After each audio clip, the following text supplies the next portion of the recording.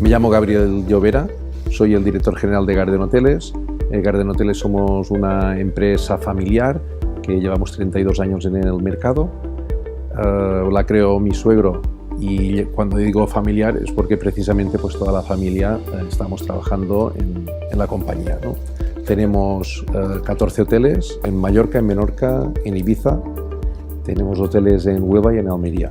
Estamos en dos segmentos. Por una parte tenemos los hoteles familiares, que nosotros nacimos precisamente con hoteles familiares con tour operación escandinava, y por otra parte pues tenemos tres productos que son solo adultos.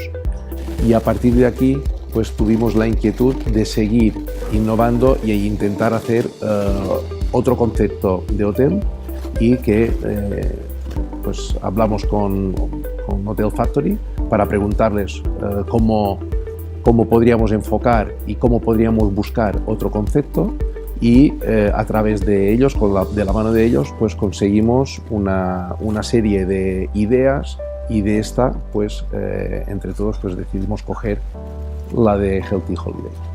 Bueno, inicialmente pues hicimos un trabajo de oficina, sentados analizando todas las posibilidades que pudiera haber, y luego nosotros fuimos junto con Hotel Factory, pues nos fuimos a vivir una experiencia en los mejores hoteles donde se está desarrollando este producto, a vivirla directamente, a conocer directamente el producto, a conocer directamente cuáles son las experiencias que tienen los clientes, a saber todo el funcionamiento. Por una parte está en que nosotros conocemos muy bien el segmento de clientes al cual nos dirigimos, entonces no sabemos exactamente cómo va a funcionar el nuevo segmento.